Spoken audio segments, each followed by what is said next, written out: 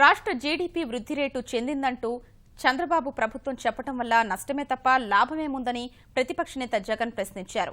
లేని వృద్ధి చూపించడం వల్ల కేంద్రం నుంచి రావాల్సిన సాయం అందటం లేదని సభలో వ్యాఖ్యానించారు. ఇంత భారీగా అభివృద్ధి చెందుతుంటే హోదా ఎందుకని కేంద్రం అనుకోదా అని అన్నారు. 98% ఐటీ రంగం హైదరాబాద్లోనే ఉండిపోయిందన్న ప్రతిపక్ష నేత ఆ రంగంలో పొరుగు రాష్ట్రంతో పోటీ పడలేకపోతున్నామని పేర్కొన్నారు.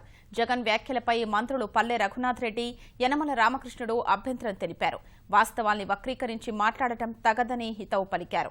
అనంతరం శాసనసభను సోమవారానికి వాయిదా వేశారు.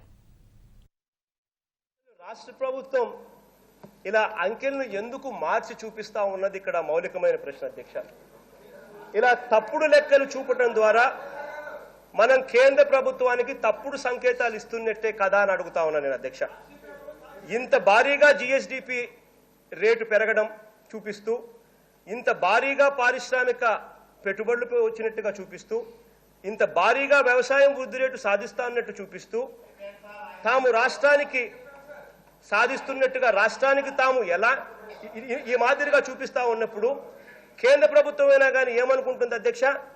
ఓహో, రాష్ట్రం ఇంత బాగా ఉన్నప్పుడు ఏ సహాయము చేయకపోయినా కూడా రాష్ట్రం తన కాళ్ళ మీద తాను నిలబడగలుగుతుందని చెప్పి అనుకునేదానికి కావాల్సిన సరంజామా అంతా కూడా రాష్ట్ర ప్రభుత్వం తప్పుడు లెక్కలు వేసి ఇస్తున్నట్టు కాదా అని అడుగుతా ఉన్నా అధ్యక్ష. హైదరాబాద్ అన్న నగరంలోనే ఐటీ రంగం అంతా ఉండిపోవడం వల్ల హైదరాబాద్ నగరంతో మనం పోటీ పడలేని పరిస్థితిలోకి ఐటీ రంగం అన్నది మనం హ్యాండిక్యాప్ గా ఉన్నాం అధ్యక్ష. National council for applied economics and research అధ్యక్ష, వీళ్ళ రిపోర్ట్ ఒకసారి గమనిస్తే ఆంధ్ర రాష్ట్రం కరప్షన్ లో నెంబర్ 1 స్టేట్ కింద రిపోర్ట్ ఇచ్చిన పరిస్థితి అధ్యక్ష. నెంబర్ 1 స్టేట్ ఇన్ కరప్షన్ అధ్యక్ష. జగన్మోహన్ రెడ్డి గారు తనకు ఇష్టం వచ్చినట్టుగా ఏమీ తెలియకోకుండా మాట్లాడుతున్నారు అధ్యక్ష. ఆయన గుండె మీద చేసుకుని చెప్పండి అధ్యక్ష. ఆంధ్రప్రదేశ్ లో హైదరాబాద్ ప్రపంచ చరిత్ర పటంలో ఒక స్థానాన్ని కల్పించే చంద్రబాబు నాయుడు గారు కాదా? ఆంధ్రప్రదేశ్ లో 2 రాష్ట్రాలు ఎవరిని అడిగి చెప్తారు అధ్యక్ష. సిఐఐ ఇన్వెస్ట్మెంట్ విశాఖపట్నంలో కూడా 328 MOUs వచ్చాయి అధ్యక్ష.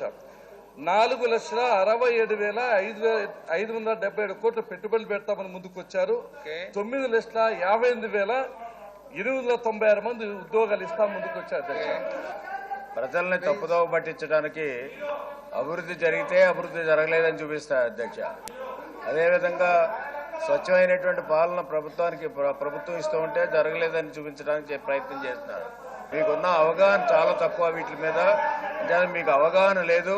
అదేవిధంగా మీ ట్యూటర్ కూడా ఎలా చెప్పాడో తెలియదు, కానీ ఎక్కడెక్కడ రిపోర్ట్లో తీసుకొచ్చి మీ ట్యూటర్ మీకు చెప్తే ఇక్కడ మాకు చదివినిపించడం కూడా కరెక్ట్ కాదు.